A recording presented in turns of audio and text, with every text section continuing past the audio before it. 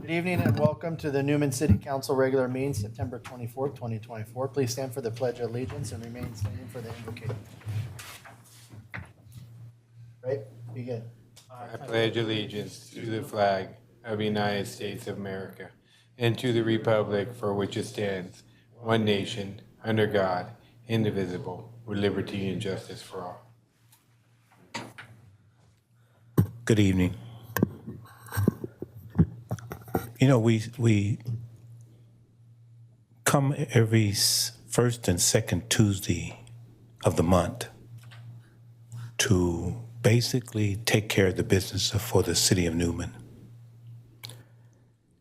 And every morning that I get up in the morning to say my prayers, I think of each and every person that sits on this council that serves this city, because I pray and been answered that we are truly, truly blessed. Don't take my word for it. If you have a Bible, read in Corinthians.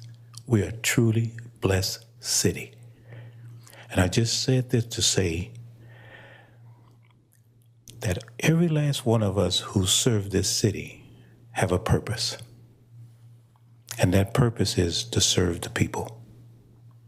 And we're here tonight to do just that. Clear all minds and let's take care of this business for the city of Newman. Amen. Thank you for that. Roll call. Councilmember McDonald? Here. Mayor Pro Tem Ball? Here. Councilmember Tomlinson? Here. Mayor Graham? Here. Item number 5, declarations of conflict of interest. Are there any tonight? None. Harmonium matters, none. Items from the public, non-agenda items. Anybody wishing to speak to step up to the mic? Good evening, Gavin.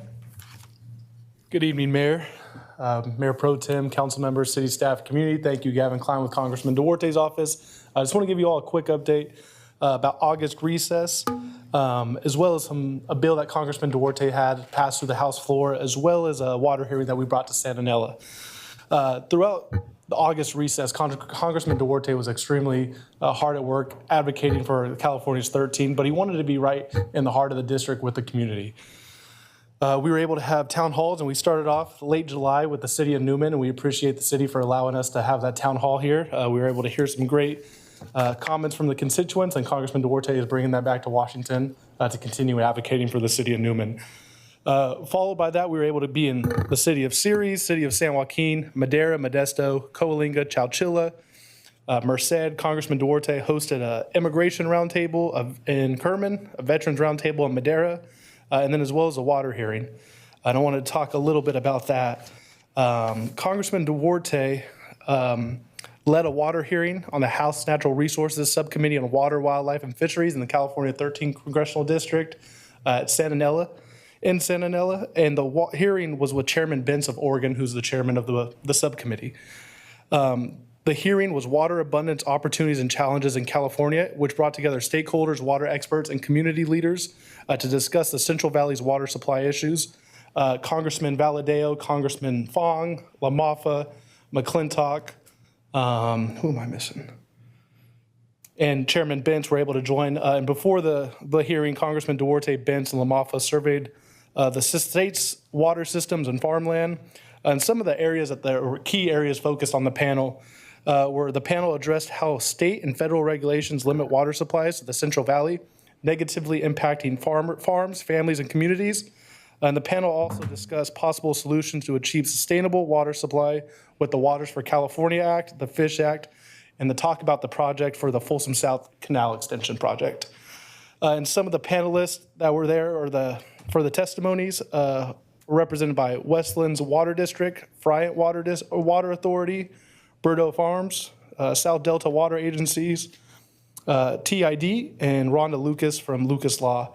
In the next steps, Congressman Duarte emphasized is continuing to emphasize his commitment to empowering local water systems as well as farmers, mayors, and policymakers to develop solutions for the Central Valley agriculture and to secure the future of communities.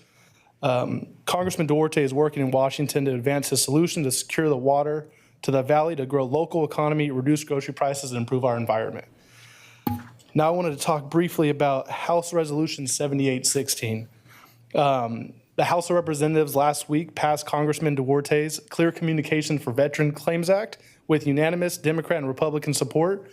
This legislation will improve the U.S. Department of Veterans Affairs communication with veterans regarding their health care, education, and disability benefits by making the process more transparent, easier to understand, and this bill will ensure the veterans get benefits and health care that they deserve for serving our great country. A little bit of, real quick. Democrats and Republicans strongly support Congressman Duarte's bill that he introduced March 26, 2024. And the bill is co-led by Veterans Affairs Committee Chairman Mike Bost and Congresswoman Nikki Budinsky. Multiple veteran organizations support this bill, including the National Organization of Veterans Advocates, the American Legion, and Disabled American Veterans. A little bit of background on this bill. These notice letters are filled with language that is very stressful, hard to understand, and long notice letters. Some of these notice letters have language that is harder to understand than some of the bills passed in Congress. That is not okay for our veterans because they deserve these benefits that they've earned for serving our country. What the Veterans Claims Act requires the VA to do is it improve VA communication with veterans about their claims by contracting with third-party and federally funded research centers to shorten and simplify notice letters. It requires the Secretary to implement a third-party entity recommendations for improving VA disability claim notice letters so they are shorter and easier to understand for our veterans and their families. It mandates the VA Secretary to collaborate with the federally funded Research Development Center to assess and approve the notice letters under the laws administered by the Secretary. And the federally funded Research Development Centers are public-private partnerships that are conducted research and development for the United States government. And what it really does is requires the VA Secretary to seek into agreement with the federally funded research and development centers for the assessment of notice letters within 30 days of the Act's enactment. And it also requires the Secretary within the 90 days of receiving the assessment to submit the recommendations from the FFRDC to the Committee on Veterans Affairs in the Senate and the House. Congressman Duarte is continuing to advocate for California's 13 constituents, veterans, and veterans across our country. Congressman Duarte is honored to be able to bring this bill forward for the veterans in our community as well across the nation. Thank you all for your time. Thank you, Gavin, just a quick comment. Yes, sir. 2 years ago, the race for the congressional seat was very clean. It was very nice. They seemed to work well together. And now this year, the smear campaign that's coming from his opponent's supporters is extremely disappointing. Yeah. And I would really hope that John does not take the bait. Oh, I thank you, Mayor Pro Tem. I am under official time for official business, so I can't talk about any campaign related, but thank you. But I can, so. Thank you all for your time. Thanks. Thank you. Gavin, thank you, and we appreciate him working for the veterans. Being a veteran myself, working with the VA, I can tell you it's very complicated, and a lot of veterans give up and don't get the services they've earned or deserve because it's too complicated, and they end up, that's why there's a high suicide rate in there with them too. Yes, sir. So thank you guys for your hard work for them. Thank you. And thank you for being here. Anybody else wanting to speak for the public? No. All right. Item number 8, consent calendar. A, waive all readings of ordinance and resolution except by title. B, approval of warrants. C, approval of minutes of the September 10th, 2024 meeting. D, adopt resolution 2024 next to number, a resolution authorizing the city manager or fire chief to execute an agreement with the Department of Forestry and Fire Protection for volunteer fire capacity VFC program funding. I move that we accept the consent calendar for this period. Second. We have a first and a second. Vote. Hit the wrong button.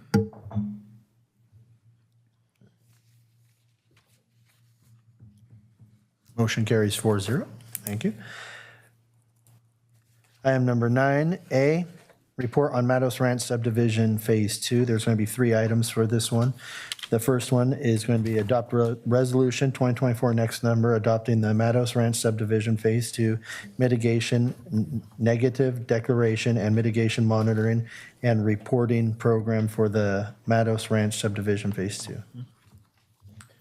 Thank you, Mayor. I'm going to go ahead and do a presentation for all three of these, and then we'll break them down into three actions. So at the end of my presentation, we will be asking for the council to Act on it. consider three different actions here. So as we see here, the first action we're going to talk about today is the name of the project, first and foremost, is the Meadows Ranch Subdivision Phase 2. This is the location of it. If you know where the Meadows Ranch Phase 1 project is, it's at the southern limits of the city limits on Prince Road. It's under construction right now. There are houses being built. It's immediately east of that and extends from the eastern edge of the Meadows Ranch subdivision out to Highway 33. Again, this is the project area. As you can see down here, this is where the Meadows Ranch residential units are currently being built. We call that Phase 1. This would be a storm drainage basin. This is the Rolling Hills multifamily project. Immediately above that, you just see the kind of the roundabout in there. That's the senior housing facility there as well. So the first and foremost, what we're going to look at is, as part of the California Environmental Quality Act, we have to do an environmental assessment of the property and the project and see what the impacts would be on the community. Not only does this environmental document, of which we're looking at a mitigated negative declaration, include the 42 lots residential, but it also includes a separate piece which would extend from about this line here out to the highway, and that's commercial project. And we're looking about over 80,000 square feet of commercial space with the 5 additional restaurant pads and a road that would then, currently Meadows Drive extends off of Prince Road eastward into the subdivision, and it would go all the way out and tie into Highway 33 right around just a little bit north of the county line there. There would be a new intersection there with a signal light that would be the main entrance into the commercial area, but then would also go all the way through to Prince Road for allow some traffic to go, residential traffic to come out to the highway. The second component to this is all this land that is highlighted right now in the red is under our general plan considered commercial, community commercial land.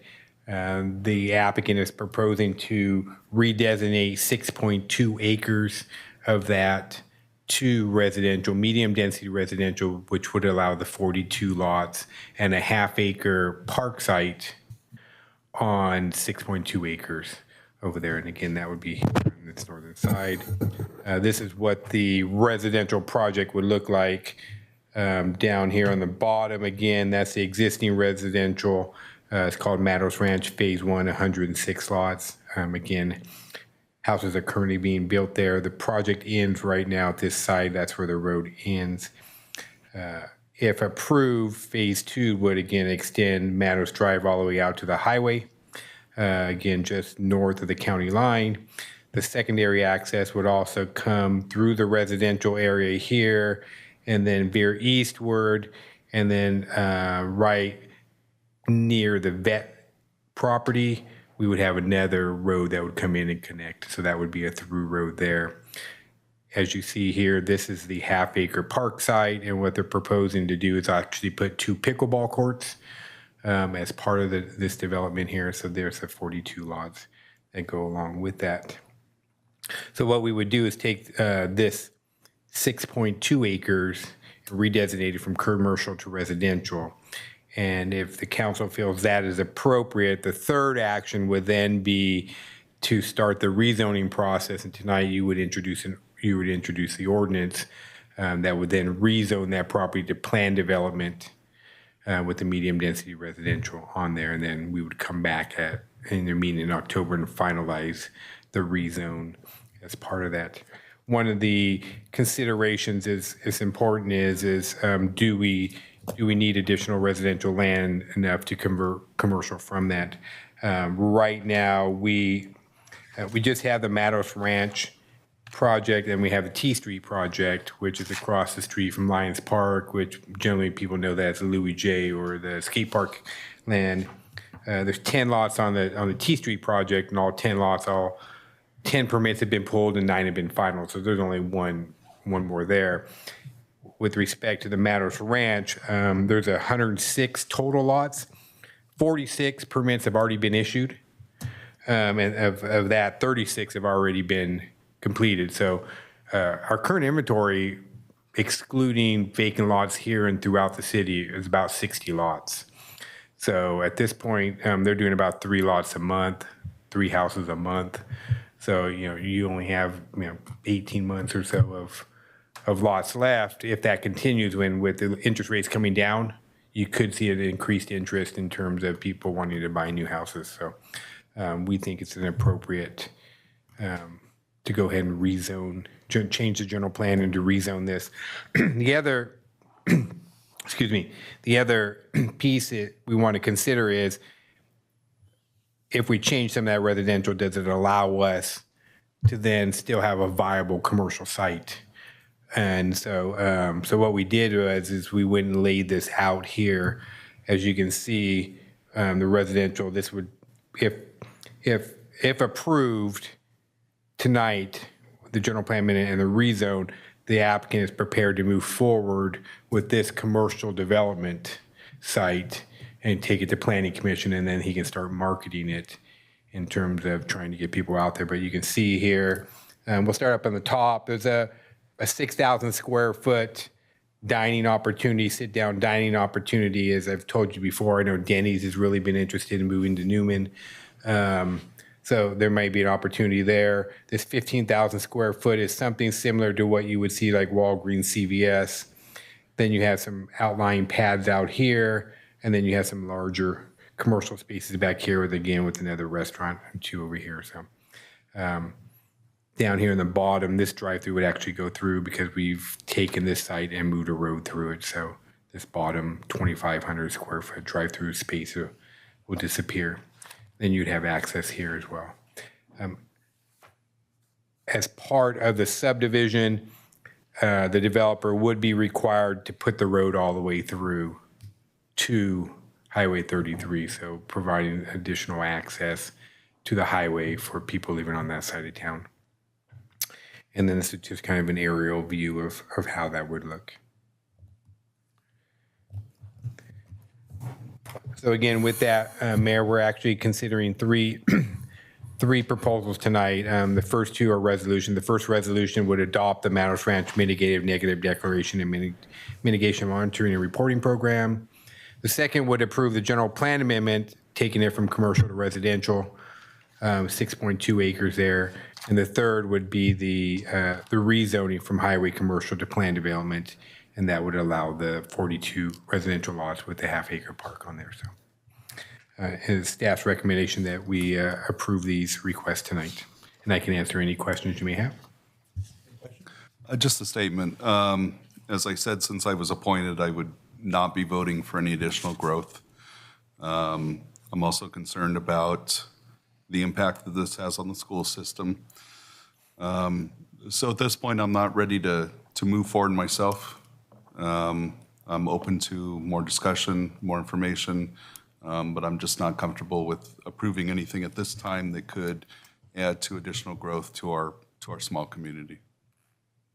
Can you elaborate also on the current growth of Matos Ranch as it is now? Is there a lot of vacancies still? Are the homes selling? Are we ready to proceed forward when the current place is not moving in a timely manner? Yeah, so they've been building lots since probably about the first in the fall, with really starting to finalize houses, late winter, early spring. They finalized 36 houses so far, so they've sold 36 units in 8 months. So they're doing about 3 to 4 a month. Haven't checked recently to see what the most current speed is. But again, like I said, you have 60 lots left, and then we're out of inventory. So then we wouldn't be building any houses in town. With respect to the schools, 42 lots is what we're looking at here. That generates about 24 students. It's about 0.6, I think, per family. Even if let's just say 1 or 1.2, you're looking at 40 to 50 students over the entire 12 grades is what the impact would be, and then they wouldn't all come at the same time. So For me, I think we have to have slow, steady growth. I don't want to explode like Patterson did or anything like that, but we have to maintain slow growth for families that want to move back. I have a lot of friends and family that lived here that left and can't come back because they can't find a house to move into. So I think it's important to have slow and steady growth. yeah, if outside of this project, we don't have any in the queue right now. So, this could be the inventory for the next 2 or 3 years, because we don't have anything in the queue to be building right now, other than single family vacant lots that you might see driving through town in the old part of town, because most of the residential areas already have all their lots built out. So, and if you think about it, we do have the Northwest Newman, and we do have that coming before you probably the next 3 to 6 months. But Northwest Newman's probably minimum 3 years away from, any kind of potential for residential development. By the time you do all the engineering and extending all your infrastructure out there. So, if you think about that, is how many units will we need as a community over the next 3 to 4 years? If this went through, then you'd be about 100. So that's about 30, 35 a year. Are they planning on going to this second phase 2 when they're 80% complete? Yeah, there's not. No one owns this property yet. It hasn't been marketed. It's owned by a Okay. local gentleman They through. got a lot. They got a lot of process to go. So Yeah, so they would still have to engineer it all the way, and they would still have to decide to go forward with it. They would actually have to buy the lot and move it forward a year. and develop the road out there. And What would go first, the homes or the commercial?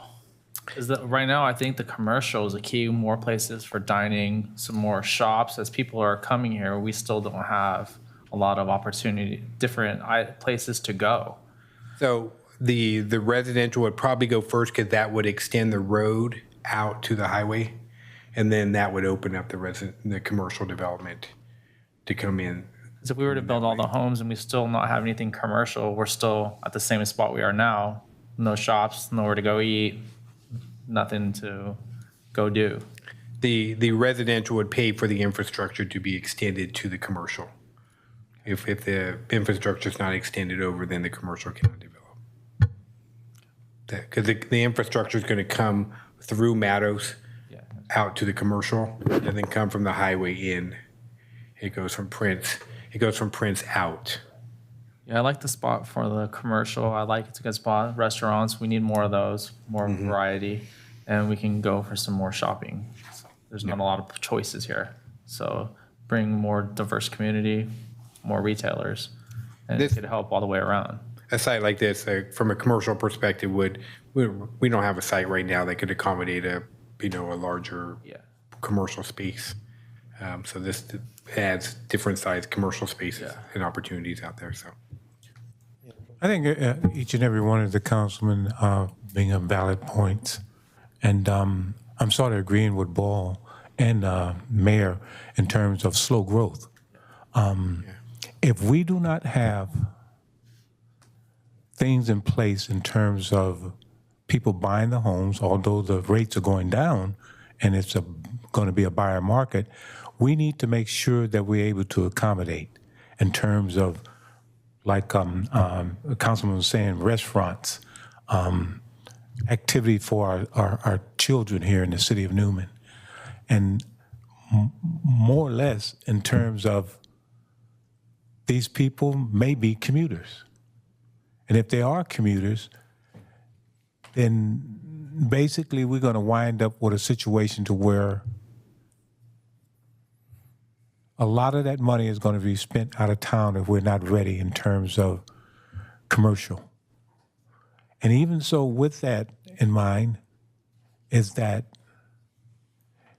building a lot of homes right now, although the rates are falling, we may look at ourselves like the mayor was saying, like Patterson, to where we have a lot of vacancies. Beautiful homes, but no one's buying them.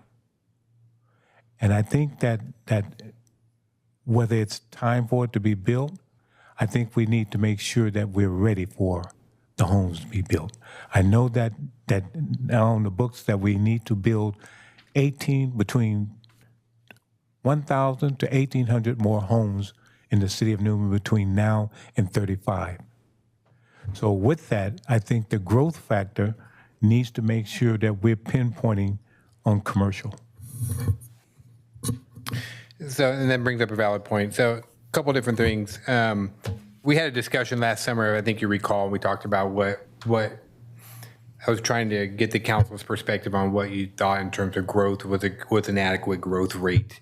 2 to 2.5% was a number that I thought was the number the council talked to us about. If you look at 2 and 2.5% a year, that's about 70 to about 90 residential units a year, is what that would look like if you did 2 to 2.5% per year. The other component that Councilmember McDonald alluded to, and it's going to come before you at your next meeting, is the housing element. And some of you saw the noticing that's went out there. The state requires us to adopt a housing element that plans for a certain number of units. They're trying to say our fair share of residential growth over the next 8 years is 1,200 units, and they're making us plan for 1,800 units. Of course, that's only a planning document. As part of that document, that it includes approval of the Meadows Ranch Phase 2 is one of the projects that's identified in there. So I don't think the approval of these 42 lots is going to have a significant impact on our services. We'll be able to provide fire and police services to it. I don't think, even in a best estimation, it would be next summer before you even see anything probably moving out there in terms of dirt. Probably be 26 before you saw any houses being built out there. I don't think it's going to be a situation where the growth is going to come fast and hard from this particular one. I think it'll be a situation where when it gets there, it's probably going to be needed for us because we'll probably be out of inventory and won't be able to build any houses for people that want to move here, or people that need to get out of their parents' house, or people come back to town, or people want to upgrade with interest rates coming down. Can I say this real quickly? The impact on the schools will also be minimum. Yes. That I went to the commission meeting, the city planning, and the young lady made the statement that there's X amount of dollars that are set for each city, and if we don't meet those criterias, we're going to lose out on those dollars. So the key to it is that we need to keep in mind on the slow growth, yes, but make sure that we're, keying in on what we need to do, put ourselves in place for those state and federal dollars. And what Councilmember McDonald was talking about is if we don't adopt a housing element, we'll be ineligible because we'll be non-compliant with state code. We're ineligible to receive state housing funds and grant funds on there as well. So that'll be a part of it as well. So, and again, just to reiterate, 42 lots in this particular case, I think I don't think it's not going to be like a Northwest Newman where we're building approving 1,000 lots. It's 42. I think by the time this thing comes online, I think Meadows Ranch will be built out and we won't have any vacant lots. And so that'll be another opportunity for people to buy entry-level housing in our community. And I think it does open up a opportunity to have commercial development now come to the community, because then the infrastructure would be extended to the commercial part of that lot on there as well. So can I say something? As we talk about slow growth, all of us, so what you're implying on this is technically kind of a slow growth because we're in 24 now. You're saying you probably wouldn't see anything move till 26.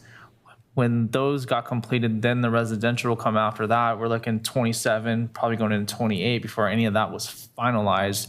So we're looking at another possible 3 to 4 years before we even see any commercial coming to this area new. Well, once the, yeah, So once, that's once slow the, growth to me. That's 4 years, 3 to 4 years down the road. yeah, I tend to agree. I mean, again, 2%, we got 3,500 lots, is 70 units a year. 2.5% can, get you about 88 to 90 units a year. So, even at that particular case, 42 units is only half a year's worth of growth. But I think it's going to be longer than that. I think between this and Meadows Ranch 1, you probably got another 18 to 24 months worth of residential units there. So anyways, I can answer any more questions. We do have a public hearing tonight as well. I don't think the state should have any rights to tell us how our city should grow and how many people we should, how many houses we have to build or anything. That's overreach of our government by. And they tend to get punitive on it. They used to, it was interesting when I first started, they used to say how the developers used to be in the city's pockets. And now they hate us because they say we're too mean and we don't allow them to build houses. Well, then they, And it's kind of flipped the other way. So, but we tend to agree with you. And they'll tell you it's only a planning document, but then they try to get punitive with you if you don't. they build the number of units. strong arm you with grants that is taxpayer money that you don't qualify unless you do exactly what they Right. tell you to do. So that's a unfortunate part of our government. It is a public hearing, so now I'll go and open up to the public. Anybody wishing to speak, come up to the mic. Yeah. When you get up there, just state your name, your address, and then go for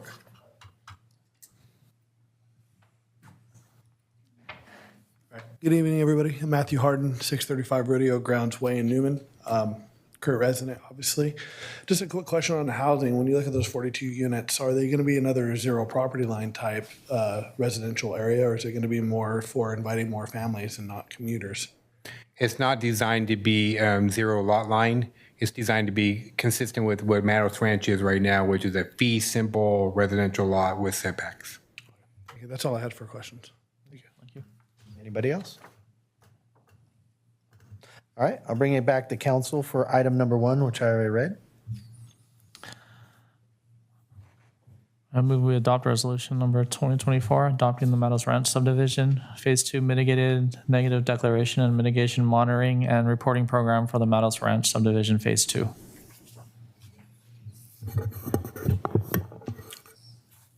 I'll second that. We have first and a second going to vote electronic.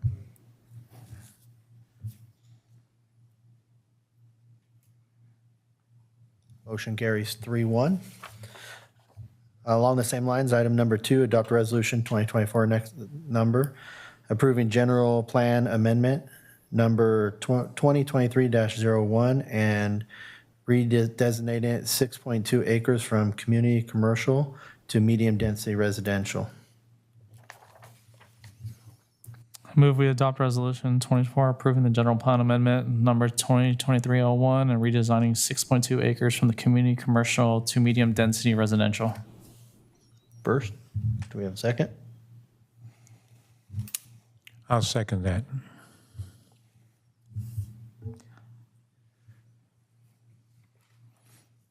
Motion carries 3-1. And item number 3, first reading and introduction of ordinance 2024 next number, amending Title 5 zoning and accompanying maps of the city of Newman by rezoning 6.2 acres from highway commercial to planned development.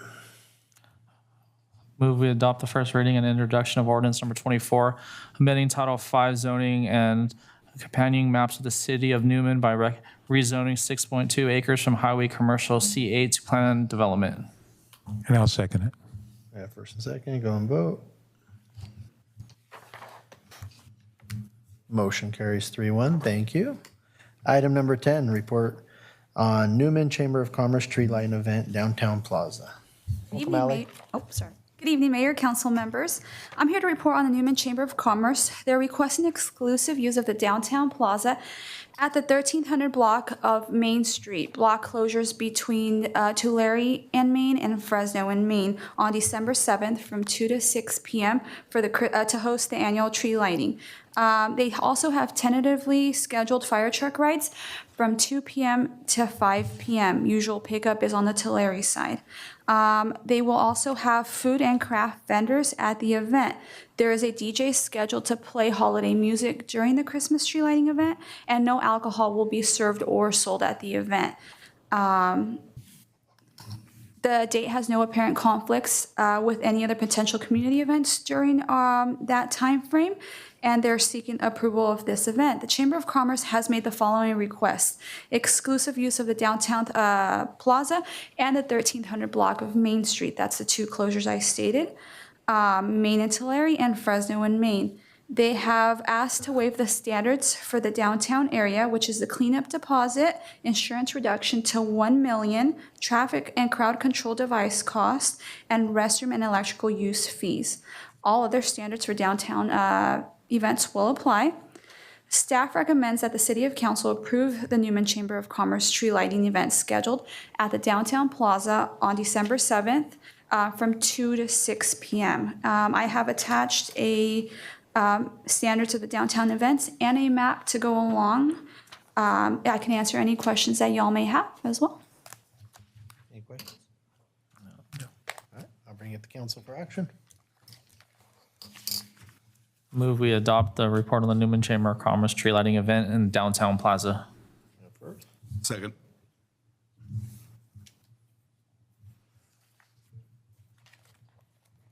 Fantastic, thank you. 4-0. Thank you, Ally. Items from the city manager and staff. Michael? Thank you, Mayor.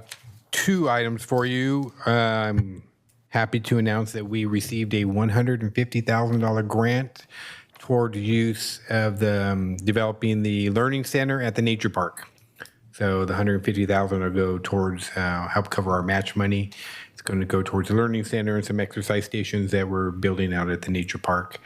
Currently, we're working towards 60% drawings on those. It is our goal to have that out to bid in the spring of next year, with probably about a 12-month construction period, and have this operational and the park open to the public in 26.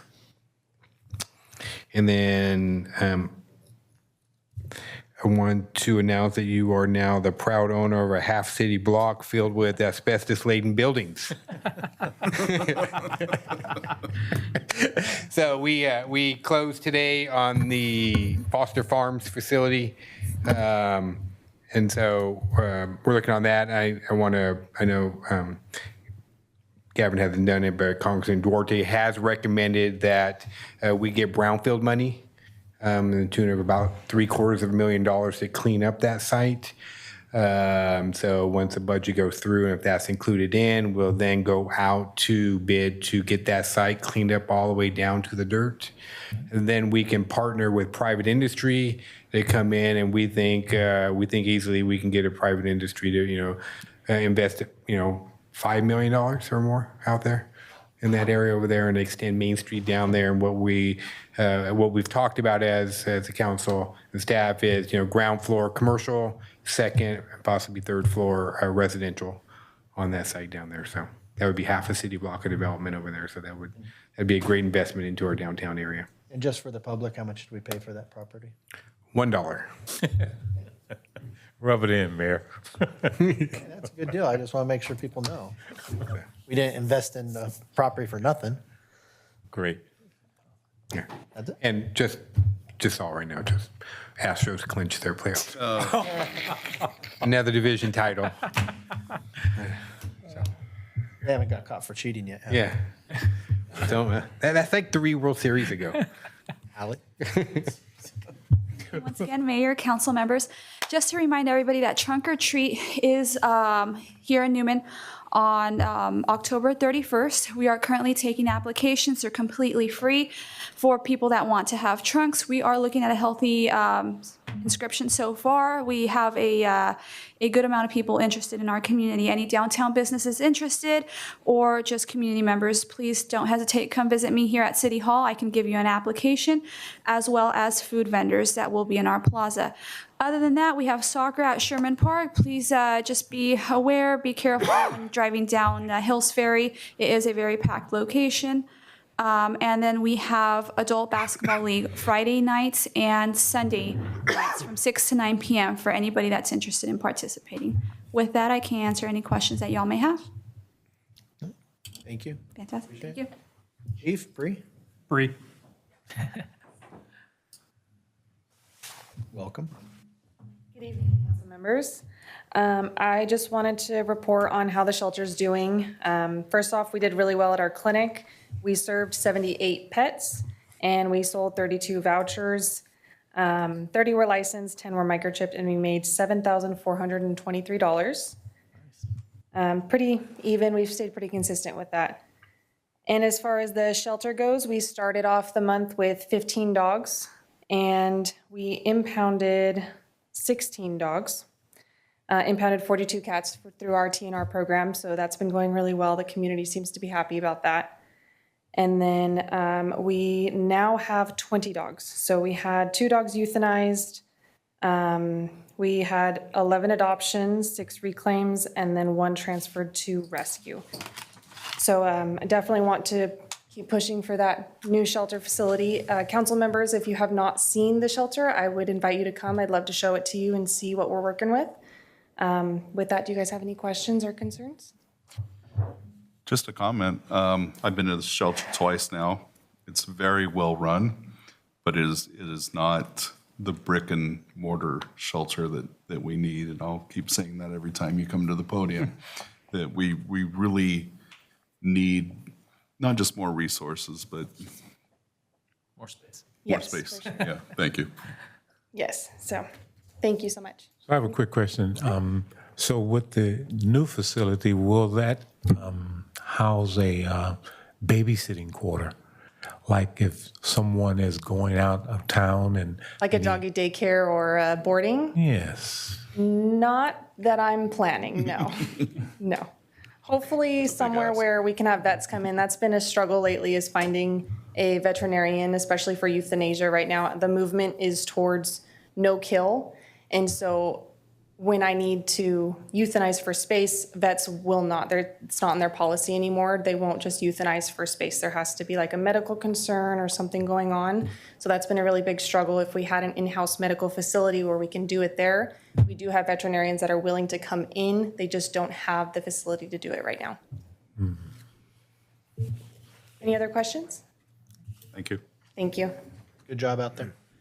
And I'll touch a little bit on the shelter side of it since you guys are talking about the shelter. We do have several times a month that we have people trying to bring animals in from outside of our community because Stanislaus County is not accepting animals. So they'll find these on the outskirts of our community as far as even Patterson, and they're trying to bring them down here. We've had people go as far as when we tell them, no, we can't accept them because we don't have room or you're not from our area. We've had people leave dogs in front of our police department and just walk away. So we have some struggles with the animals right now. So I agree with you that the shelter, and I know we're working on it, and I know it's coming in the future. So it'll be a blessing when we do get it.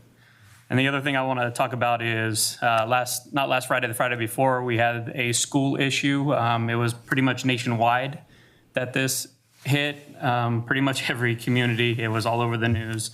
One of our individual juveniles in our city was arrested for taking that threat above and beyond and adding to it. He was arrested. So I would like to, for anybody watching out there and parents, be involved in what your kids are posting, what social media that they're using. And really it's time for you guys to look at what they're doing because there are serious consequences behind what perceivably is probably a lot of these kids think is just a joke or an excuse to get out of school. There's going to be serious consequences behind their actions. And I think it can be alleviated with just by parents paying attention to what their children are doing on social media. And with that, I'd be happy to answer any questions. I know, good job on that. We appreciate your guys' hard work on that. And I know it takes a ton of resources away from the streets that need to be focusing on that. And it's very intensive investigation, very lengthy. Do you guys do anything where you guys meet with the school once or twice a year and like during rallies and give out that kind of information? Or can we do a program with the school I'll- explaining some of these threats? Obviously, I work from an SOPD. I brought it up to them multiple times that, or if we sent somebody out that could, in a rally, speak, hey, if you could do this, if you send photos, if you, all the things that kids get in trouble for at school. That's a good idea. Well, I'll look into that as far as getting that implemented with our school resource officer and through with the school. Yeah, and just give them a big warning and kind of explain, the different crimes and the consequences of them. It's a good idea. Yeah. Thank you. Prop 218 notices were mailed out with regard to the water rate changes. Everybody should have received theirs by now. If anybody wants to protest it, the instructions for doing so are in that flyer. And we'll have a meeting on November 12th to discuss the changes. Thank you, Lou. Quick question. My wife was reading the notice and she said, protest, so we could protest it? Yeah, so And all of a sudden, she went down to the office and I'm saying, I sure hope this lady is not pulling all these people together to protest. But anyway, we received that and, it's great. Thank you, Lou. Thomas? Good evening, Mayor and council members. Wanted to say fall cleanup will be scheduled for October 7th through the 12th. There's going to be a few activities during that week, household hazardous waste, e-waste, tire amnesty event, and a Shred It Day. Public Works will be assisting the county with their household hazardous waste on the 12th, along with the tire amnesty also on the 12th. And we're planning another outreach for the urban forest management plan during one of the soccer games on October 12th. And additional outreach for that urban forest management plan, we're developing that plan still. And so it's as much community input as we can get is appreciated. There'll be surveys, some question answering, some swag, if you will, from Davy Group. Yesterday, staff attended a workshop on the CMAQ and STBG funding with StanCog, and so we plan for to start on the guideline and the program development this October, and then there'll be additional workshops with a possible call for projects early next year. And if there's any questions, I'll take those. Thank you, Thomas. Thank you. Thank you. Good evening, Mayor, Council. I want to thank you guys for approving the consent calendar, another funding opportunity for the fire department for personal protective equipment. So it's a great benefit to the fire department. So thank you guys for approving that. And then before we see you again, we'll be having Fire Prevention Week. So we'll be visiting the elementary schools October 6th through the 12th. So if you got any kiddos in school, you're going to see us. We'll do a little presentation, normally let them see the fire engine and all. I can answer any other questions you guys might have. Are all your teams back? Yes, I'm sorry. They are all back. They came, the last crew came back Sunday. Yeah. Yep, everyone's back. Thank you. Thank you. Pro Tem? No, I've heard my own voice enough tonight, so we're Councilman McDonald? I just want to sort of piggyback on what Chief and yourself, Mayor, was talking about in terms of announcements for our youth. Inside of the church that I go in, which I'm a Baptist, we have on the fourth Sunday, we have Youth Sunday.